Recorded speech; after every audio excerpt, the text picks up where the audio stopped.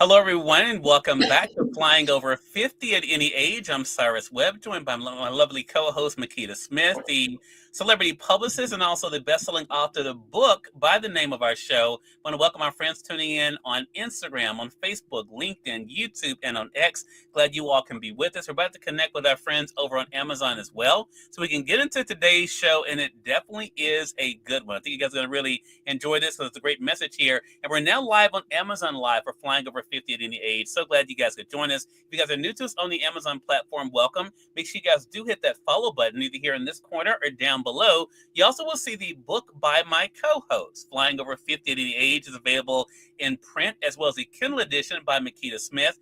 We're now on week number 16 of the book.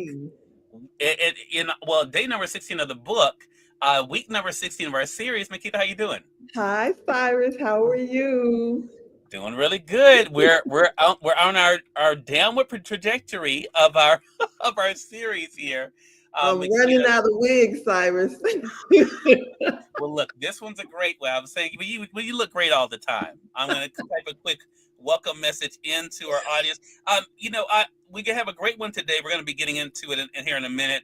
Makeda, but I want to talk to you about the connection. I'm always about connections. Okay. With last week's message and going into this one, because I think it's so fascinating as we today we're going to be talking about creativity, but also thinking about, like you said last week in the show and in the message, about when we hit those blocks and realizing that you didn't come this far just to get this far. I want to talk about pushing forward, because I think this is an interesting tie-in into what we're going to be talking about today. Did you have any reflections after our show last week about not only what you had achieved, but also how you continue to thrive in your life? Cyrus, you with these deep ass questions. No, I didn't have no thoughts. I went on and started working. Well, that's understandable. So then let me plant a thought then. What has it been like for you? Yeah, what has it been like for you as we think about this week's message, talking about two things, interestingly enough, about our creativity, but also not putting limitations on ourselves. What has it been like for you to see how you've been able to push past difficulties and also challenges in your life? You know what, Cyrus? I thought about you when I was meditating this morning. Oh. You popped into my head, and this is the thought I had. And I said, Okay. I'm going to share this with Cyrus. And I think it kind of overall answers the question. Yeah. I realized this morning in meditation that writing this book was writing a love letter to myself. That really popped into my head. Isn't that something? That is beautiful. I know. And it wasn't a conscious thought. It popped into my head when I was meditating. Yeah. And I was like, Cyrus, like talking about it with you every week in the introspection and you making me think about it and explain it and me having to articulate it. I realized that this whole book was really a long love letter to myself, which is like really amazing. And I think the other part of it is that in terms of it being a love letter to myself, in terms of sharing it, it's a love letter for everyone because it gives everyone the opportunity to reflect on their own lives, to reflect on their own progress, to think about being more gentle with themselves and to applaud themselves for all the accomplishments that they have overcome to even get this far. Wow. Makeda, you almost made me a little emotional when you said that. Oh, really? I mean, seriously, because that is, as for me one thing again of me as a reader and co-hosting this with you, I keep talking about the flow, the movement I see, and it really is when I ask you questions. Sometimes it's like sometimes I think she really doesn't see all the great things that she's done, the courage she's taken, and how so many people would have let some people let a breakup in their lives. Yeah.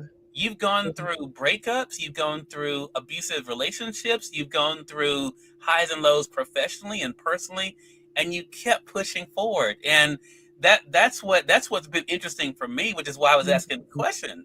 So thank you so much for sharing that, because I think a lot of times we get in our own head and we don't really. It's kind of like what you said to me that we talked about now, I can mention it, about this series. Would someone even want to see this? Why Yeah, would they want to pay attention to this? And I'm like, yeah. what's wrong with you? Well, and I literally had that thought because in my mind it's like, well, it's thousands of podcasts out there, millions of Mhm. podcasts out there, hundreds of thousands of self-help books. Everybody has gone through something in their life, so why would somebody, aside from just being nosy, why would somebody want to hear about my life or hear, my views or anything? So I mean, like when you said you wanted to do a podcast, oh my God, I was having panic attacks. I was like, oh my God, what is wrong with Cyrus? I can't. I was like 30 weeks and we're going to talk about my book. Oh Lord. But Yeah. now that I've gotten into the groove of it, like I really can appreciate the vision that you had. Well, And I thank you really for have that. to And thank you for making me write this love letter to myself okay, you didn't have to add that last part about. But about I you do, I do writing. want to say something. Makita caught me off guard just now because she and I, we just had a full conversation before we went live here. She did not mention to me what she just said. So I'm hearing this for the first time with you guys. And I And hadn't, yeah, like when we talked about it, it just came back into my head, yeah, like just this minute, because this morning I was like, oh my God, I got to share this with Cyrus. And then I yeah. completely forgot about it until like this second. Well, thank you for that. And I mean, I hope our audience gets that the what Makita said. That yes, it's a love letter to herself, but also all of us are worthy of that. All of us are worthy of that at any age, which is why today's message is so powerful.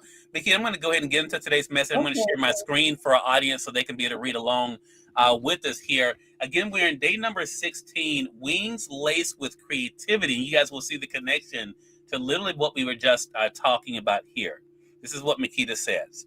Imagination is a powerful paintbrush. Coming up, I was taught that daydreaming was a distraction. As a child attending Catholic as a child attending Catholic elementary school, the nuns were always admonishing us to pay attention. Only later in life did I learn to embrace my imagination as the fuel to the creativity which leads to magnificent manifestations. Sometimes I wonder if I had been encouraged to imagine what my earlier life had looked like. For instance, I never dreamed I could buy a home, but once I crossed that hurdle, I ended up owning almost a dozen properties. One thing I know I never dreamed is that aging would be so fulfilling. For me, I always thought turning 50 would be the marker of nearing the end, slowing down, and being an old lady that no one would want to be around. Boy, did I dread aging. It was my mentors, Maggie and Zubadiah McLeod, now transitioned, who first planted the seed that turning 50 was a huge life celebration. I was in college working as their intern, and I remember when Zubadiah turned 50, they were planning a huge birthday party for her in South Africa. They were Boston natives and would travel and world travelers who loved South Africa. I didn't attend the celebration, but I recall that it was a significant one. I wondered why celebrate 50, but Zubadiah wisely advised me that life doesn't even really begin until 50. 50 is when you have enough life experience and wisdom under your belt to truly traverse experiences on this earth plane. Turning 50 was a turning point for me and a major life transition on so many levels. It was the midst of my Great Depression, and I truly felt my life was over. Now, in retrospect, I see that it was a gateway leading me to a reality that was better than the one I was currently experiencing. Where I had always channeled my willpower before to end goals, I had to learn to pivot and understand the art of surrender so that the flow space of creativity could take over. I had to learn how to float into higher realms. Have you stifled your imagination and deemed it silly? Have you stopped dreaming? And if you are dreaming, can you dream any bigger? There really are no limits in the imaginary realm, so why do we limit ourselves? Take some time to dream bigger and then write about it. And then we have, let's see, hope that's not the right picture. Let's see. There we go. There's There the we right go. picture. Okay. So, Makita, so Mhm. much in this. I think, for myself, I'm turning 50 this year, so isn't it interesting? So here's another thing I didn't think about when we started this series, that I would be turning 50 Turning 50. as we go throughout the series. That's fascinating to me. I didn't think about it again till I read this week's message to get Wow. ready, because you have to think, when I first read this book, I was 48. They You weren't know what even I'm saying? thinking about 50. Yeah. And so now here we are. I'm about to turn 50 as we're going throughout this series. You're talking about 50. What was it like for you to think about, first of all, the perception of 50? Let's talk about that. I literally dreaded it. I dreaded, like, literally every year was like a countdown coming closer to 50, because I thought 50 was when you reach that peak, and like you start transitioning into an old person. And older adults a few decades ago weren't like the older adults today. Yeah. So like the whole perception was like you slow down, you stop doing what you were doing, like life starts fading out. So I literally wasn't looking forward to 50. And interestingly enough, when I turned 50, I was in the Great Depression of my life. So it was like it was almost like a forecast. Like, see, I knew 50 was gonna be bad. And here it Yeah. is. 50 is like 50 is the total worst. And I remember thinking about my mentor and how she had told me that 50 was a reason to celebrate. And when I turned 50, like I was thinking about suicide. I was trying to leave the planet. So I Wow. was like, I don't even know what she was talking about. And even that thought made me more depressed, because I knew she celebrated when she turned 50. And here I was at 50 trying to figure out like what's the quickest way to end it all. Hmm. But then, like I said, in retrospect, as I got through 50 and got through that dark night of the soul, dark phase of my life, I realized that 50 was a portal I had to go through and transition through to get to the other side. Mm. Yeah. Yeah. Yeah. And I think it's so, one of the big things I took away from this message, Makita, and and this is something I've noticed women do this, I believe, more than men do it. Hmm. They put these deadlines on themselves based Hmm. on their age. Yeah, we do, because society makes us. Yeah. Yeah. But like you give the example, which is such a great one. If someone had told you you would be buying a house, you wouldn't have believed that. And then you not only did that, you had several properties. What was it Hmm. like for you? So I guess I wanted to ask you, what was it like for you to think about that you didn't have to put limitations on yourself, but also how others should feel that freedom not to do it either? Well, I didn't realize that until maybe I started realizing that more going toward the end of end of the maybe the first or second, maybe 50, the end of the 50th year, moving into the 52nd year. It was a Okay. slow realization. And I think we get to that in the book. But it was like, okay, so when I turned 50, that's when the market had crashed and I literally lost everything. And I was really destitute. I had a big ass house, had cars, everything, swoof, it was gone. Hmm. And so like I was like sleeping on my cousin's couch.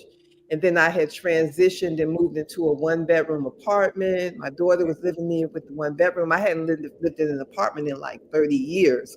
So Well, 50 was just like, oh my God, the dream life I had manifested was like gone. And I was just like, this is some madness. Like it was like I was ready to leave the planet. I was like, well, I came, I conquered, I can go now. I'm not trying to live through this part of it. But it's really interesting because that phase really pushed me. Like, okay, like you said, like I've gone through things that some people might have just gone through them and stopped. hmm Well, at 50, I was literally ready to stop. I was like, I am tired. We could be done. I was hmm talking to the universe angels. I was like, y'all can take me out of here. I was really ready to stop. Yeah. But it was like, but there was another part of me that was like, you cannot stop and you have to keep pushing forward. And then I would get signs, like things would happen to let me know that, you know, just keep pushing forward. Like things are going to work themselves out. So it wasn't an overnight realization. It was really like it felt like drudgery. It was like pushing forward slowly through quicksand. It was like an evolution. It really didn't happen like, oh, okay, it's 50 and I'm here and like I realized these things. These things, it just took a lot. I don't know. It just took a lot.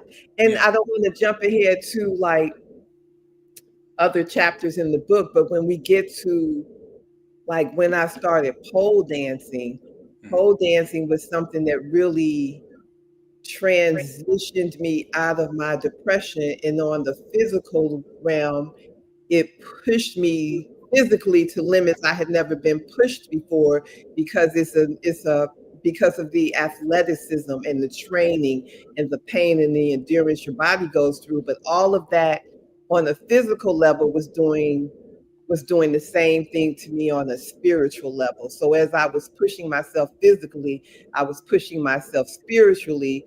And while all this was happening, I was getting older in years, like 51, then come 52, and then come 53.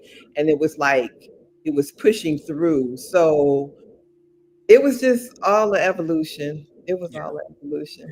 Well, I feel, thanks for bringing that up. I want to say, looking at the picture then, because you were talking about this picture, talk to us about the picture and the connection here with not only the topic that we're discussing when it comes to creativity, but the Mhm. added part that you have here, and that is wings laced with creativity. Because I think it's one thing to even have, because what I thought about, interestingly enough, when I was thinking about today's show, Makita, Mhm. is that not everything with wings flies the same way, Yeah. you know?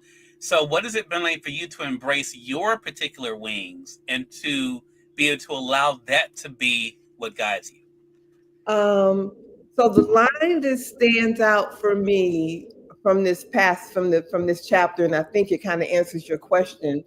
The line is, where I had always channeled my willpower before to end goals, I had to learn to pivot and understand the art of surrender so that the flow space of creativity could take over. And so I kind of want to explain that.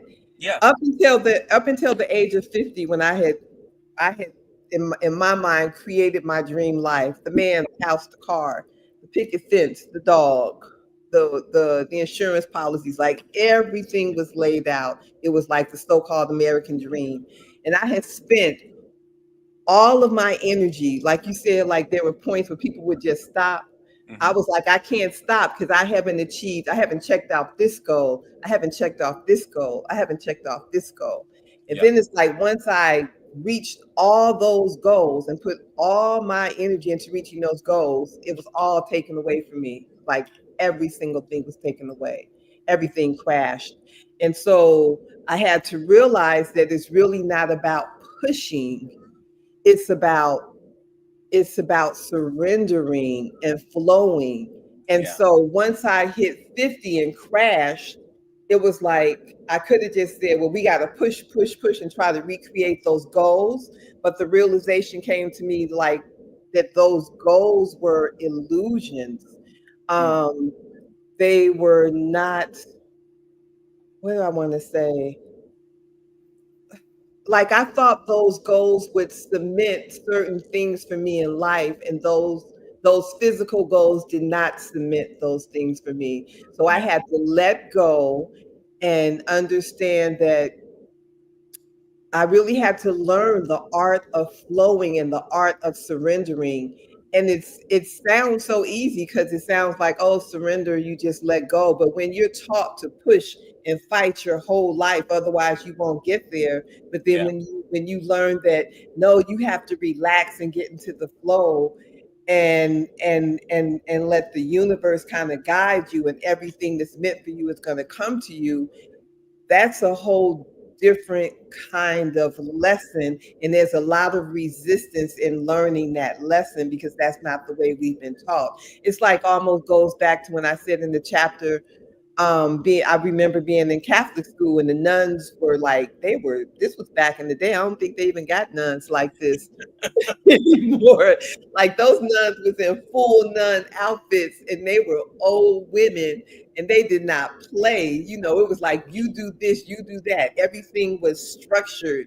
You don't dream. You read what's in front of you. You know, like it was very structured thing. If you don't fight for it, you're not going to get it. So when that's indoctrinated in you, and then you lose everything you've been fought for, you have fought for, you've got to learn something new.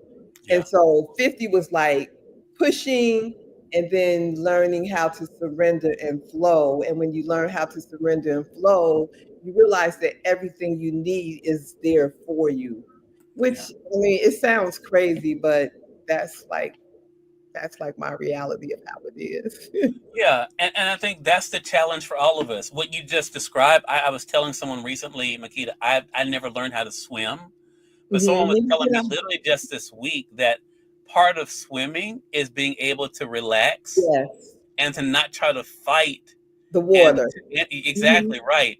And it's that's exactly what it sounds like you're talking about too. A lot of times we find ourselves fighting against the current. Trying to flap too much. Exactly. Yeah. You know? I can't And, swim either. I've yeah. never learned how to swim for that same reason. hmm And so I think this is a great lesson. So, what do you want our audience to know about not putting an expiration date then on whatever their particular goal or thing may be, Makeda? I think I think our expiration dates are societal. It's like, especially for me as a woman, society tells you, or society has always told me, or told a lot of us, once you hit 50, you're like an old lady. Like things are different. You got to wind it down. You got to dress different. You got to sit down. You got to be a so-called, what they call, a crone or a grandmother or a little old lady. And